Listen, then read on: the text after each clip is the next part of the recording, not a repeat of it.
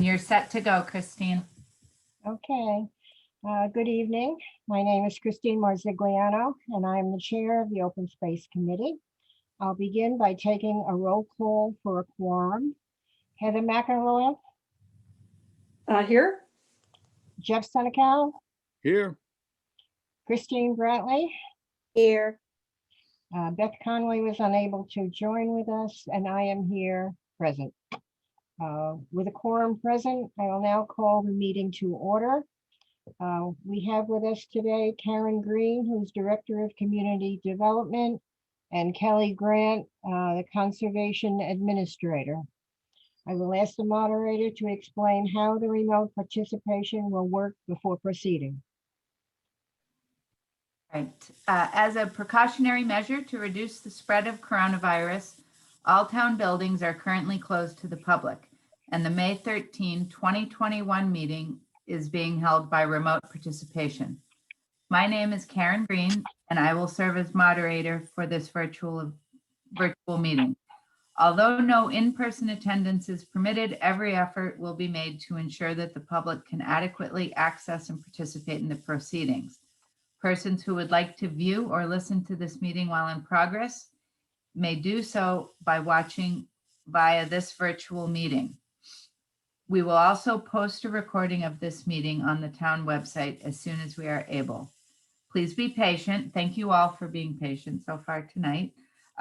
We work to overcome any technological challenges with the virtual meeting. To reduce confusion during the meeting, all audience participants of the virtual meeting for the meeting participants will be unmuted when called upon to speak by the chair. All votes must be roll call votes. After a motion is made and there is a second, the chair will ask for a roll call vote. If you are not speaking, please mute yourself to avoid unnecessary background noise. Do not use speakerphone or Bluetooth devices when speaking. Although the Open Space Committee meeting is not a public hearing requiring a public comment period, at the discretion of the chair, comments or questions from the public may be taken. Members of the public may speak by selecting the raise hand button and waiting for the chair to call on them to speak. If you are dialed into the phone number provided, you can press *9 on your phone to indicate that you would like to comment.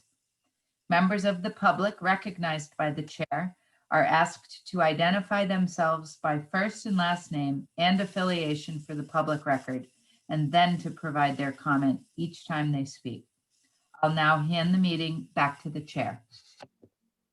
Thank you, moderator. First on our agenda today is remembering Jack Grebe, who was a longtime member of Land Bank and Open Space. Jack was 93 years old when he passed away.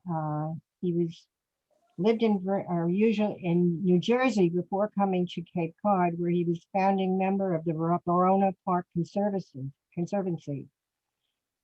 He joined the Land Bank Committee and served on the Open Space Committee as recording secretary when the Land Bank was part of the newly created Community Preservation Committee by the state in 2005. Jack was a very dear friend of mine, and I certainly want to thank him for all of his service to this committee and to the town. He was on the Land Bank, which was with the Jack Mulkeen, Duncan Oliver, and our very own Heather McElroy. So we certainly remember Jack with very much fondness. Next, I'd like to welcome, we have two new members, one of which is with us tonight. I certainly want to welcome Christine to the committee. And I especially appreciate the fact that now we have members from other parts of the town. Both new ladies are from West Yarmouth. So I look forward to their participation on the committee. I've included in the agenda what the Community Preservation Act is all about and the open space. And I would just like to confirm who our members are. I'm the chair. Heather McElroy is secretary. Heather is our senior member who has served for many, many years, over a decade with Land Bank and Open Space. Jeff Senecal oversees many of the conservation areas on the north side. We have Beth Conway and Christine Brankley, so I look forward to their participation.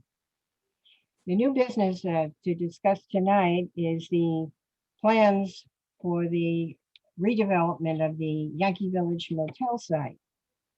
Did we have any other people participating in the meeting tonight? Karen, is there anybody from the public? You're muted. I don't see anybody, Christine. Okay, thank you.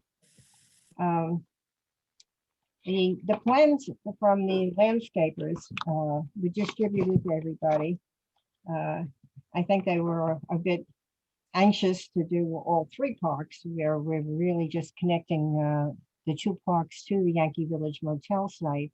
But I would just like to go around and ask everybody if they have any suggestions. Yes, Karen.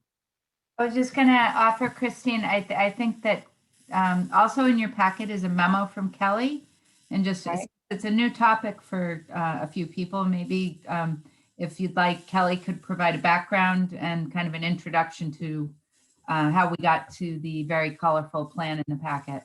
All right, well, let's start with Kelly then. Okay. Okay, thank you. Do you want me to share a copy of the plan on the screen if people don't have it in front of them in a hard copy? I think that would be helpful. Thank you. So what I'll actually do is start by sharing a copy of the aerial, which kind of shows, can you see that? It shows kind of the conditions prior to the demolition.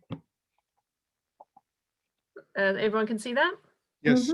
Excellent. Okay, so thank you, Christine, and thank you guys for your time to review this plan with us. Just for a little bit of background, this is the Yankee Village Motel property, which was purchased by the town in 2019. Obviously, you can see it's a really heavily developed, it was a very heavily developed property wedged between two of our parks, Chasebrook Park on this side, which the property boundary follows the brook down to Mill Creek, and then Mill Creek Park on the other side. So an awesome purchase by the town to create one large park area. So before we purchased this property, the property owner at the time did demolish all of the structures and the paving on site and a swimming pool. So that left a pretty disturbed area in terms of it really just consisted of fill, very compacted fill, and earth, and some sparse kind of vegetation around the perimeter of the property. So when they demolished the buildings, they put in wood chips across the site to provide some temporary stabilization while we came up with some plans for the restoration. And also in the hopes that kind of having the wood chips on the site would start to kind of break down that surface layer of the compacted soils and provide a little bit of organic material there. So we've now engaged with Crawford Land Management to put together a master plan, and just to Christine's comments about how this is encompassing all three parks, is that we asked them primarily for a restoration plan for the Yankee Village Motel site, but we also were bearing in mind how it connects with the other parks and whether there are opportunities for improvement in the way we tie it in. So they have, in this phase of the design, provided more of a master plan for the entire larger park before we get down into more of the detailed restoration plan that will really focus on the Yankee Village property, where obviously the need is the greatest.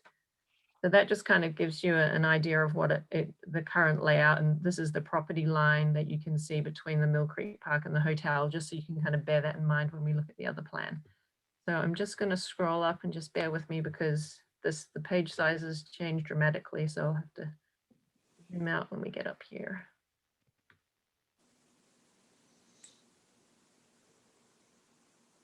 Okay, so this is the overall conceptual plan that they had for the total of the 3 parks. Minimize that. So a real focus on trying to create a natural landscape using primarily native plants, and really with that goal of maintaining and enhancing that vista of Mill Creek that's so important in that stretch of Route 28. So bearing those things in mind, we did have, in terms of the path system that's been proposed, we did have a much simpler design in our earlier conceptual plan, which you also have.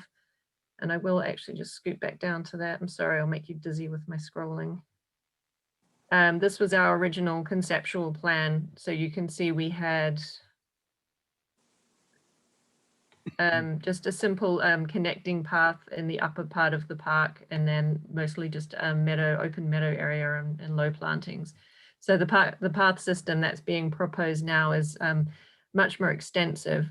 And I really do see a benefit to that at first glance, because I think it would really enhance the use of the property in terms of, people not just going and sitting there in their cars like we often see now, or just visiting one of the vista outlooks, but actually giving people a small kind of circuit that they can walk and to enjoy all 3 properties and really get close to those water bodies at certain points.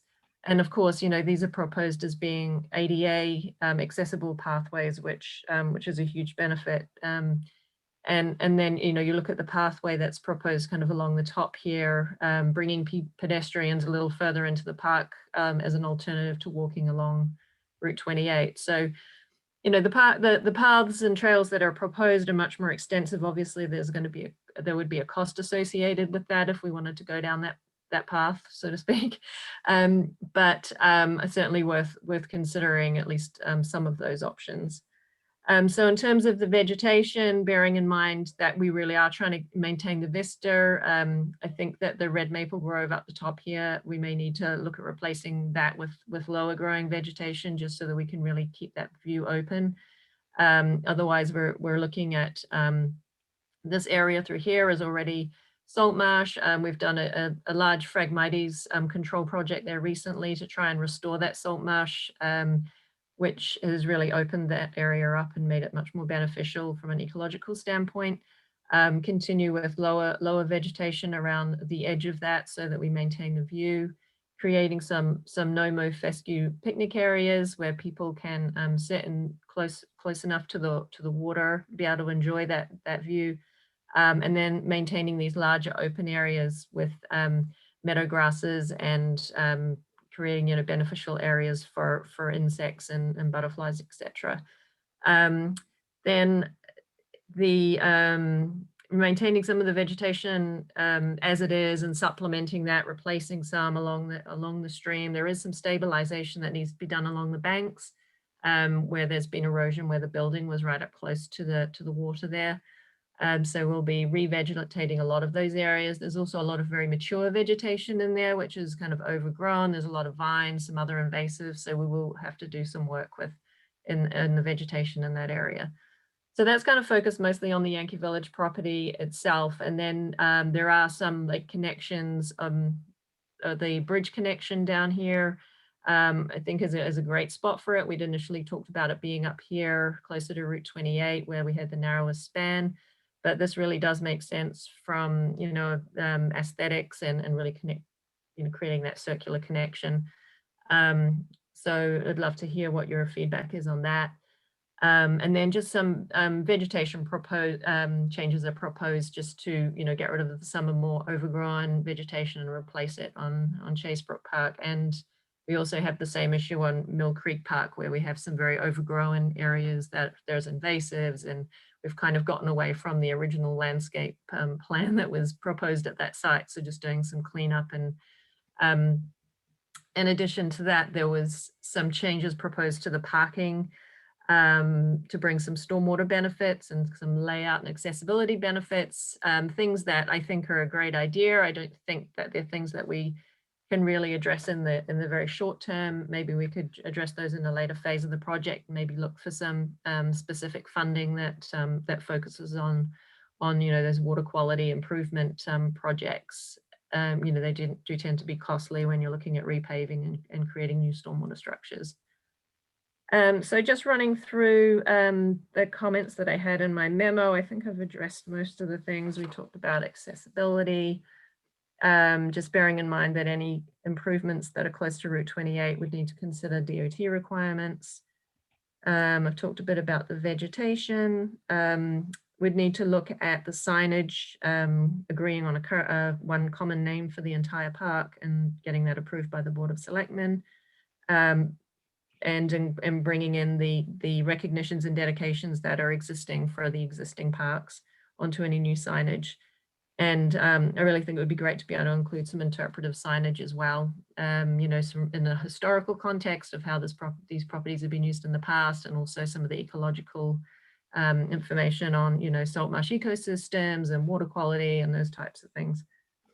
So maintenance is always an important issue. I think that the vegetation has been chosen well for that in terms of reducing areas of mowing and fertilizing and all those kind of things. Invasive species will definitely be an ongoing issue, which will need to be managed. It always is on these properties. So we would need to bear that in mind with the plan. And then just briefly the timeline. So we're looking at getting your overall comments on this plan before we go into a more detailed restoration plan, hoping to get that finalized through June, July, so that we can get permitting and an RFP out for the actual restoration work for the fall. And then at the same time, parallel to that, we'll start the design and permitting process for the bridge, which will take longer because we need to go through state licensing and the Army Corps of Engineers for that bridge. So it is going to take longer for us to get that particular element finalized. So we would probably look at having that, I'm hoping by maybe the end of next year, but it really depends on the state's timeline for review. So I've done a lot of talking. I will send it back to you guys and would welcome any comments and questions that you have. Okay, thank you very much, Kelly. Now, do you want me to leave this up or would you like me to stop screen sharing? Do you want to keep it up as a reference? I keep it up because can you see my arrow? No, you would need to No. be sharing it. Okay. Yeah, so. We can one by one add our comments as to what each person has observed for additions or adjustments or improvements to this plan. Okay. Heather, would you like to start? Sure.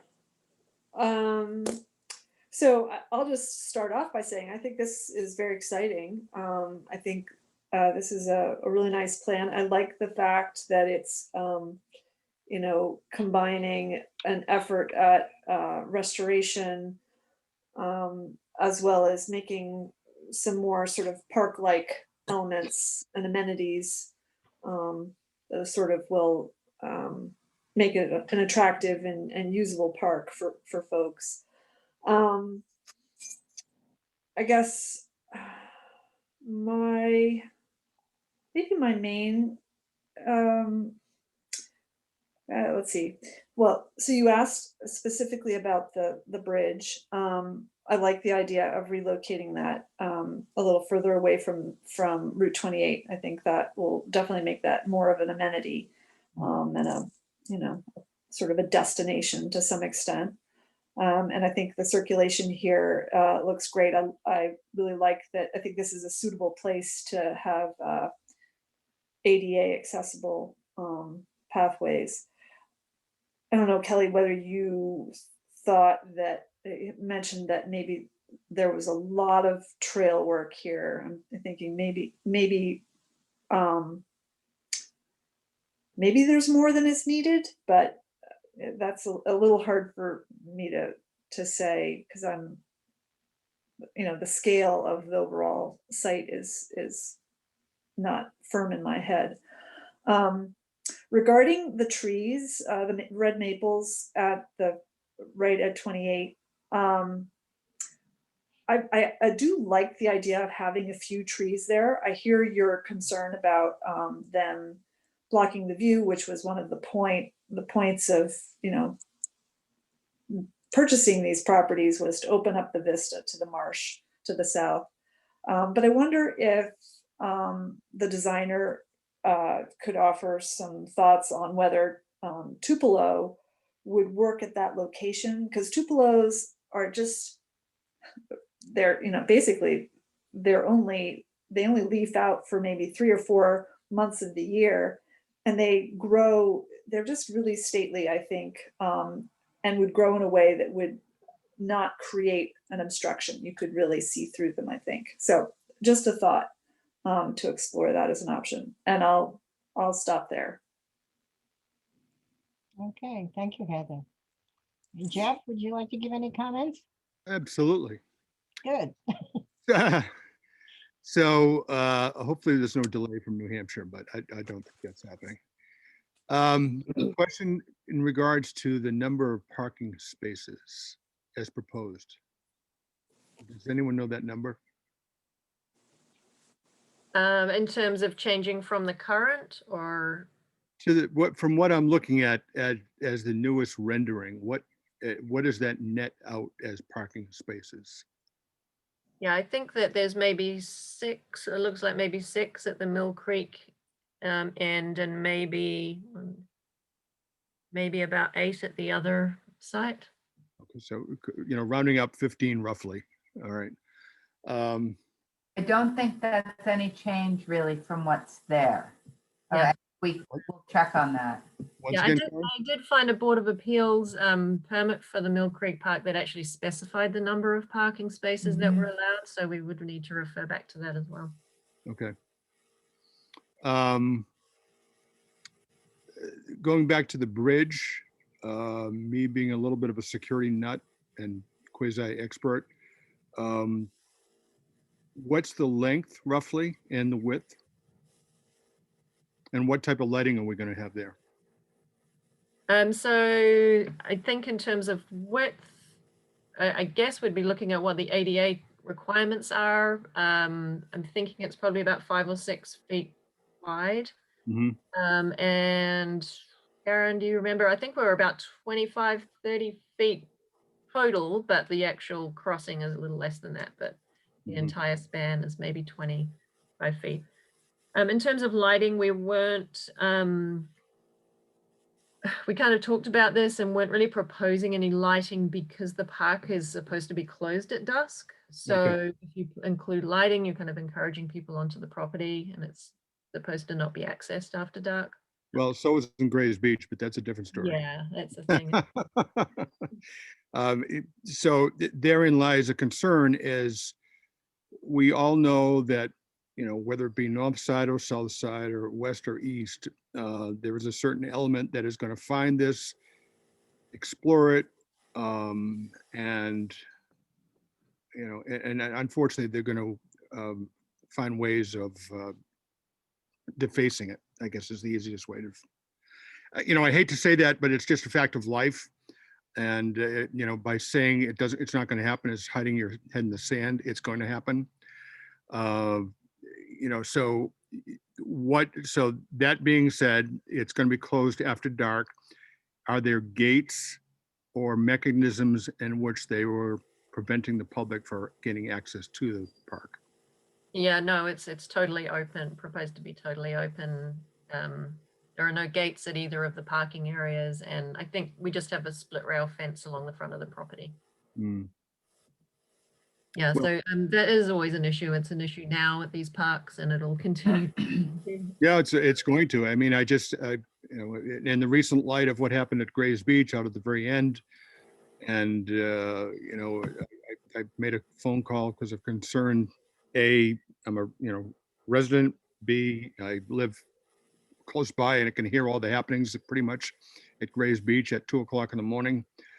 And then C, they have the equipment there on a telephone pole that unfortunately they're not using, because that should never have happened. I put a call into Chief Frederickson's office and I offered my services to sit down with a consult to do a workup on better managing that whole system. And that parallels going into this is, again, you know, I hate to go through this. It's a wonderful design. It's going to be a fantastic opportunity for the town of Yarmouth. It's going to be a great welcoming area for, you know, right across the street. It's just, it has everything going for it. I just don't want to see us chasing, you know, good money after bad or bad money after good. And I don't want to be, I'm typically a very positive person, but the reality sits and it's Route 28. And I'll pause there for a second. And then we all know Route 28 there's a different dynamic.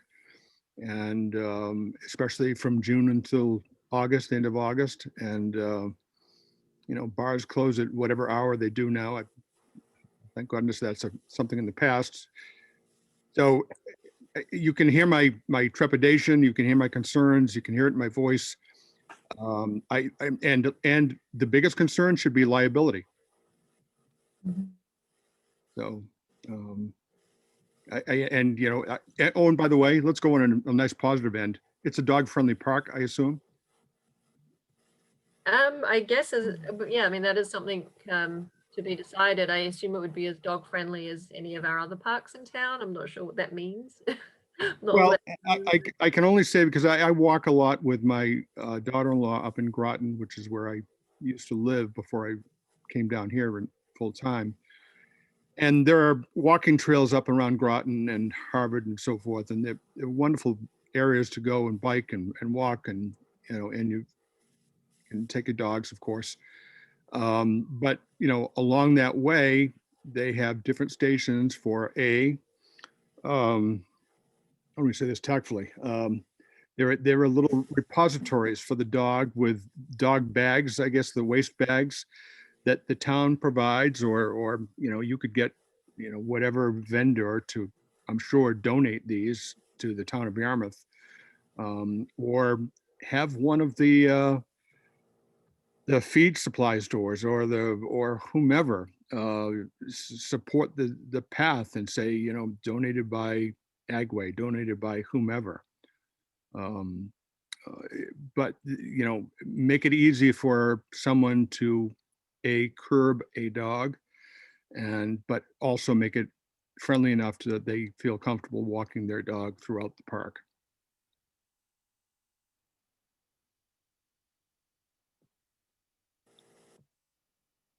Okay, is that it? For the moment. Okay, Christine, do you have any comments? Yeah, I have to say I agree a lot with what Jeff was saying with, you know, issues with, you know, after dark and, you know, problems that might come up. And that was my concern with looking at how beautiful this plan is. So I had a question about lighting, which I guess that's going to be a no. And also, if there was going to be any irrigation plan for this, or is it, we don't need that? So at this point, we're planning on temporary irrigation. That would be part of the restoration, but hoping because of the choice of species that we'd be choosing, the native, locally native plants, that we shouldn't need any irrigation long-term. So it'd really just be for the first, even maybe the first growing season to get things established. Started, yeah. And I also wanted to point out, I love the decals along 28. I thought that was very drawing the community into it, bringing attention to it. We should have some maybe shark fins also with that. Yeah, I really like the idea of those as well. I don't know how favorable Mass DOT look on them. I haven't seen them anywhere else, but they certainly are. They do add something. I thought that was a great idea. And as far as the trees, I was thinking, and I was listening to what you were saying with the view, but with the traffic and the noise down 28, I was thinking there has to be some kind of a planting that would give some buffer against the noise of the traffic. And maybe shrubs will do it. I don't know. That's what I was thinking with that. And yeah, lighting for the bridge, I think that's a safety issue. Having it far away from the main areas where the, you know, police can monitor what's going on. I was a little nervous about that. I like the flow of it. I think it's great. So otherwise, yeah, I think it's beautiful. Okay, thank you, Christine. I had previously written a memorandum, which I think I'll share with everybody. It's interesting. We're going to give the park one name. Kelly chose the one side and I chose the other. It really doesn't matter, but I chose Chasebrook Park because that park seems to have had a lot of contributors to build that park. And the Chasebrook side does have funds from Land Bank. So that's why I chose Chasebrook Park as the winning name for the entire complex. While I agree that the parking area should have pervious construction and have proper runoff, in the interest of a tight budget, I would leave most of the two adjacent parks as is. For Mill Creek Park, which is the park on the right side of this diagram, I would simply continue the walkway westward, connecting to the circular path that goes around the Yankee Village site, and delete the boardwalk along the Route 28 side. Just have the one existing path as it is now. On the Chasebrook side, I would simply connect the Yankee Village site at the bridge. I love the location of the bridge. It's going to take Chasebrook Park, which is kind of like a dead end type of park, and give a flow, to the entire complex. Many of the shrubs and trees need to be pruned along the eastern end of Chasebrook Park. And of course, that we're probably going to have a plan with the state conservation. And on the Yankee Village side, I would delete the red maple grove and instead use low blooming wildflowers or low shrubs to afford a vista view. The whole purpose of this park is to have a vista view, not only within the park, but as people drive by to see that they can have, the sight of the water. I would leave the tree that John Barker planted. We kind of promised John that we wouldn't cut down his tree, but the lower limbs might have to be pruned off. I would only have one pathway along the brook at the higher elevation, not the walkway on the lower. As Kelly was saying, that embankment is going to have to be treated. And my personal comment is I don't think we want kids wading in the brook. There's a liability issue there. I would just keep the one pathway that's there at the higher elevation. And again, I wouldn't have the gray birch trees there. I'd have lower planting shrubs. So you can see the brook from the Yankee Village side, and so that you can see the water from the Chasebrook Park across the brook. On the southeast corner, I like the fact that there will be an overlook, perhaps a bench or two there for people to just sit and look at the water. On Route 28, I had driven along Route 28 and I came back 6A trying to find out where do we have scenic overlook signs. And I would like to have, the blue scenic overlook sign coming from Hyannis and another one coming from South Yarmouth. And I recognize that some of the plans will require state conservation approval, such as plantings and pruning along the brook and the construction of the bridge. But I do like the position of the bridge down. I have a photo taken from that corner, and it does afford a very nice view of the wetlands and the water. And again, it's a vista view, vista view, vista view. That's the whole purpose. So I think that the higher trees and shrubs you have to go in favor of a lower level plantings. And that's my comment. Kelly or Karen, do you want to pipe in? I thank everybody for their comments. They're great comments.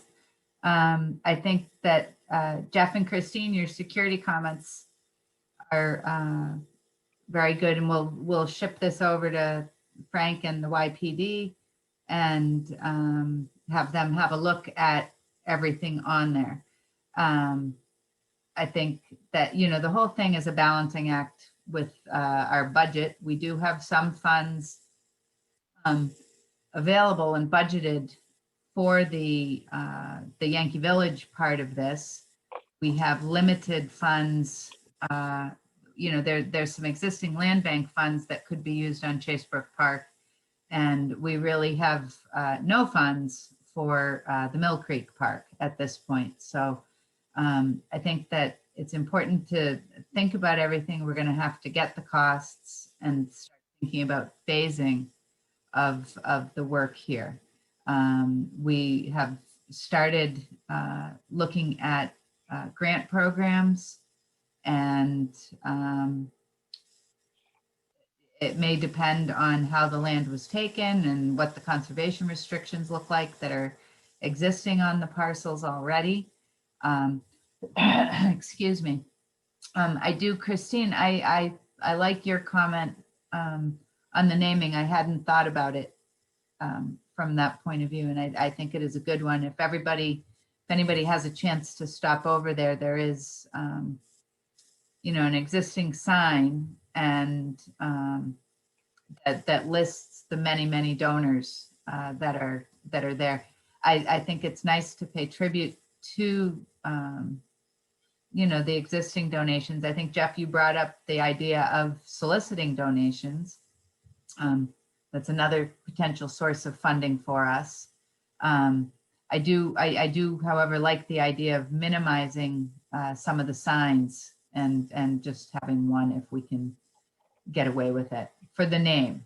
And the interpretive signs are a super idea. So I'd flip back to Kelly with any actions, if that's okay, Christine.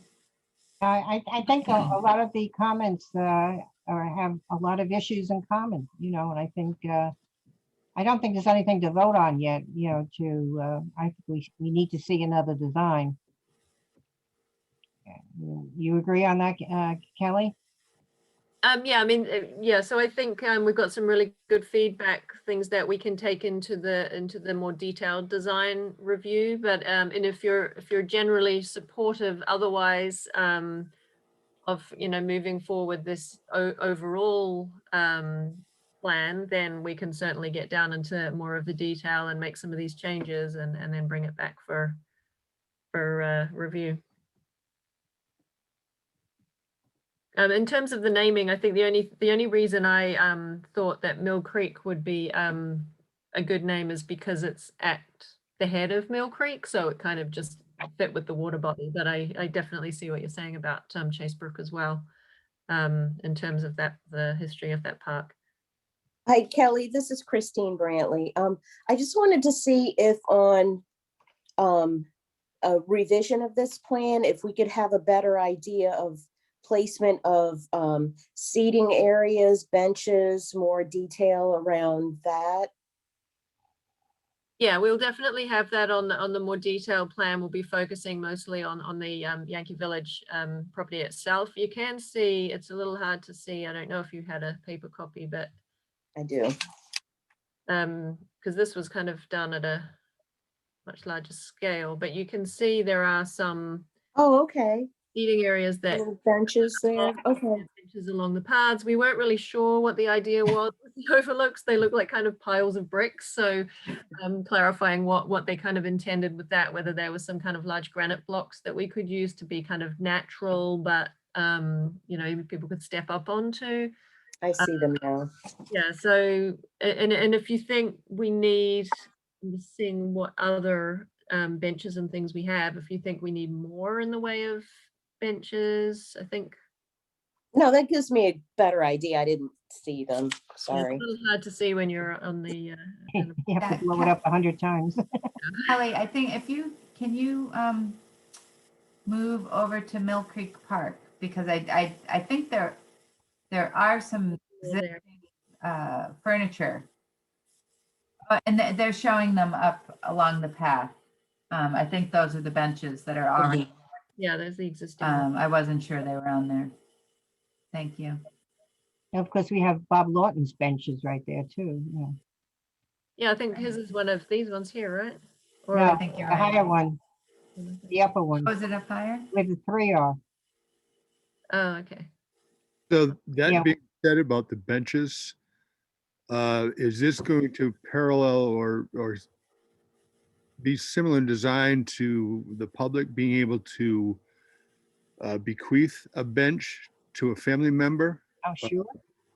Okay, so that, if that being said, that's a great idea because that's going Yeah. to obviously generate revenue and ongoing help with maintenance, et cetera, et cetera. So, I Yeah. mean, I think that's a great idea, Jeff. I think we need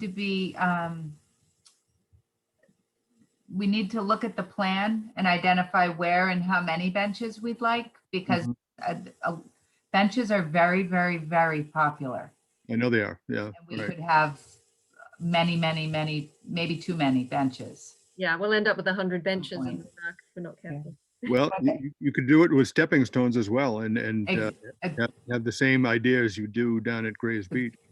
Yeah, I Yeah. think that's fantastic. There's too many benches at Grays Beach. Yeah, that's for sure.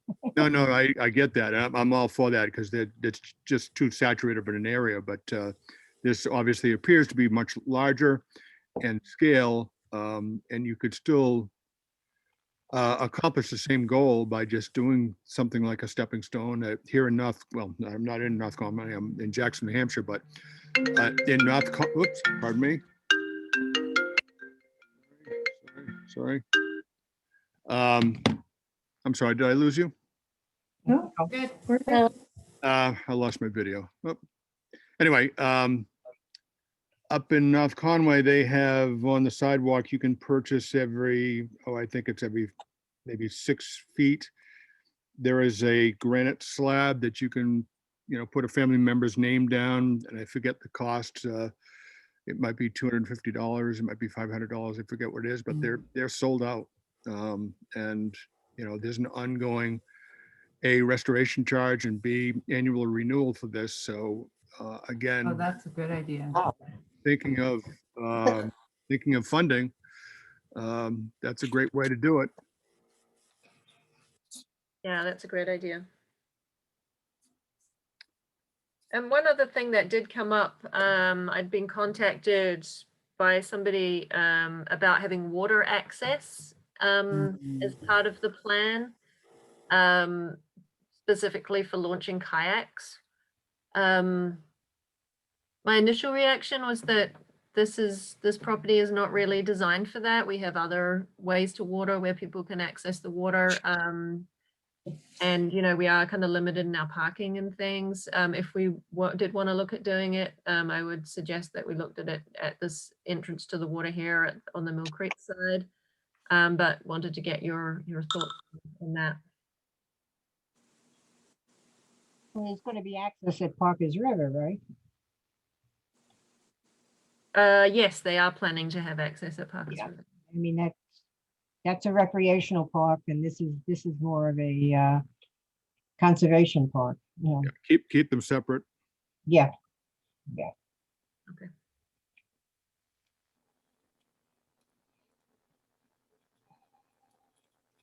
Okay. Is any Karen? Do you and Kelly need anything else at this point? It's a lot of good feedback, and we will pass it on and meet with the consultant and excuse me, go through things, and then we'll be back in touch through you, Christine, to schedule another meeting. And it would be nice to solicit some additional feedback from the public. So maybe we can make some additional, outreach efforts in addition to just the public hearing notice, and to hopefully get some folks out. Okay. Thank you very much. Karen, just as a point of reference, you'd mentioned, again, going back to security and overall planning, putting this before Chief Frederickson. I will offer my time and services to sit down with him as a open space committee member and also security consultant. Great. To sit with him and voice my concerns as a public member and as an open space committee member. Okay, thank you, Jeff.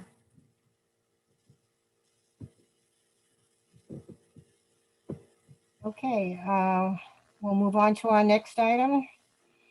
CPA, I just want to remind everybody on the committee that there's the town election is on May 18th and town meeting is at Mattakey School on May 22nd. At town meeting, one of the articles, it was brought by the Friends of Bass River to replace the culvert on North Dennis Road. This is an excellent article which will clean up the quality of the water in Mill Pond, the Mill Pond on the north side.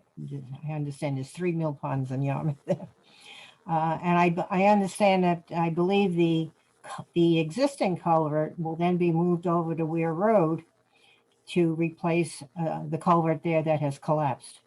So that will improve the flow in Mill Pond and restore some of the old cranberry bogs that are like a wetlands and everything. So this is certainly an article that deserves everybody's support. The Historical Society of Old Yarmouth also, yes, Karen? Oh, yes, Heather? No, I'm just saying good night.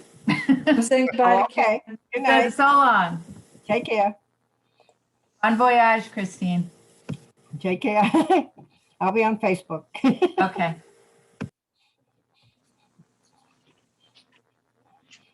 Okay, the Historical Society, right behind the Yarmouth Port Post Office, there's a culvert that helps to lead the road past the, to enter the walking trails for the Historical Society and many of the buildings that they have there. This bridge is ancient and it's failing. It was certainly used 10 years ago when there were 7 fires set along the trails of the Historical Society, and the fire trucks had to gain access to that area. So, and the culvert connects 2 wetlands on either side of that bridge. So it's quite important that it be replaced. It's a small culvert, but it has a lot of importance. So I would ask everyone's support for that as well. Higgins Crow Road, nothing is proceeding at this point. There was another offer to the owners, and I understand there may be a closing imminent. We don't know. The town is still interested in that property. So if they do close, we will certainly contact the new owner to show our interest in acquiring either in whole or in part of that property, because it does abut the well fields to the west side of that. So we just don't know where that is right now. The Land Disposition Committee voted to save the 10 acres of land going into Flax Pond Park. It's listed as Old Townhouse Road property, but the road doesn't go through that far. This is 10 acres on the west side of the entrance into the park. All the property on the east side is Wellfield property. They did not designate that it at this time be designated as Wellfield property, but they did vote unanimously that it not be sold to any developers. So I was very, very pleased.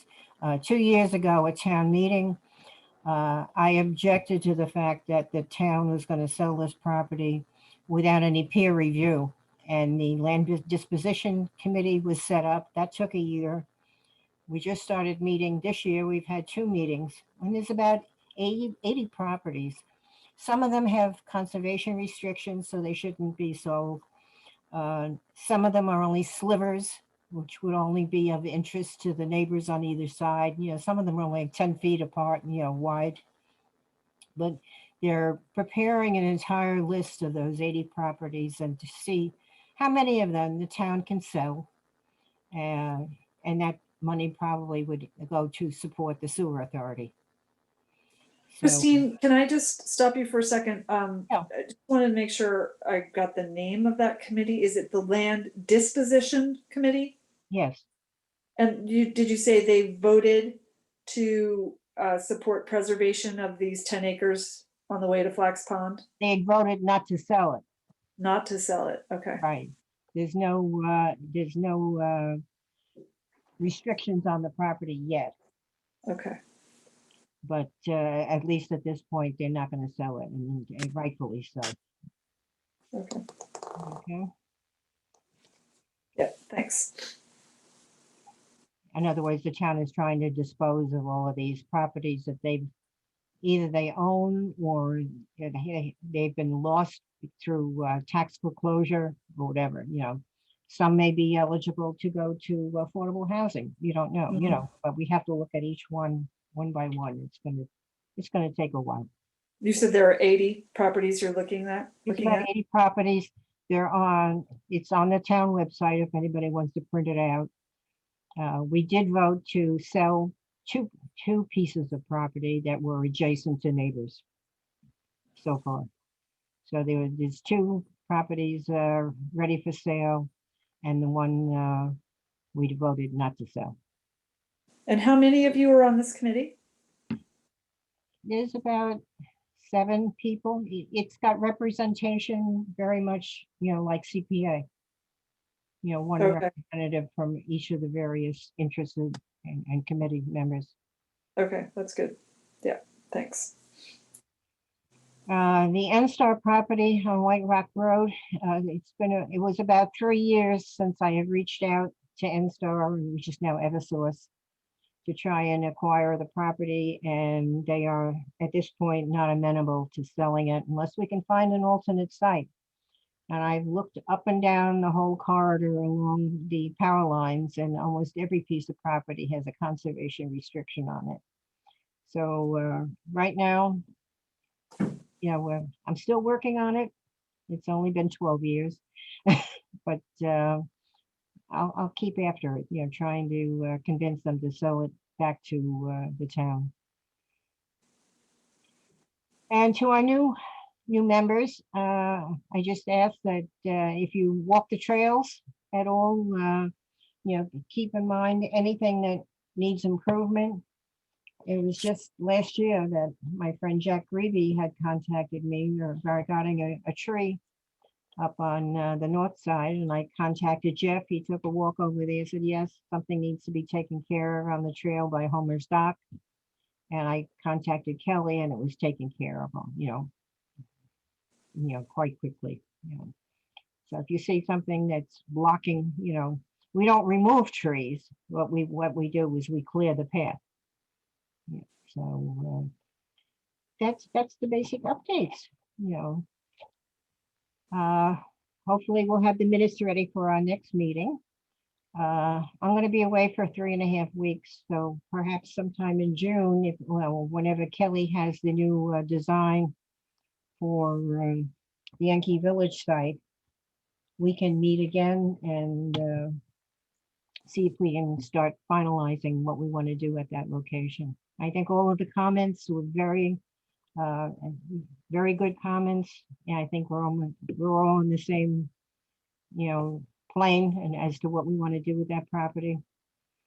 I'm looking forward. You know, it's 4 years. It's 4 years since I started that project. I started it in March of 2007. Yeah, 17, I guess it was.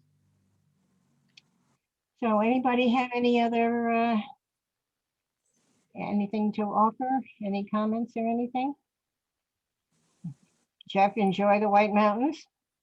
I'm going to be up here for another probably 10 days. So yeah, Okay. I'm acting as a GC for the house here and doing a whole bunch of work. So enjoy. I'm going to miss town meeting. I'm going to be in Yellowstone, so I will be. That's a great series with Kevin Costner if you've not seen it. On Netflix. Okay, I thank you all for attending, and hopefully Thank we'll you. see, Safe travels. as soon as Kelly has a new plan proposed. Okay, thank you very much. Thank you. I'd like Safe to travels, Christine. to adjourn. We have to do it by roll call. That's right. A motion.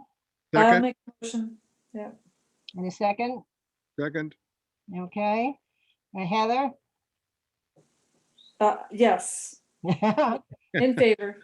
Christine? Motion? Yes. Yeah, Jeff?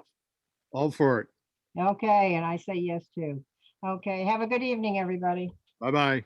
All Take care. right. Thank too. you. Bye.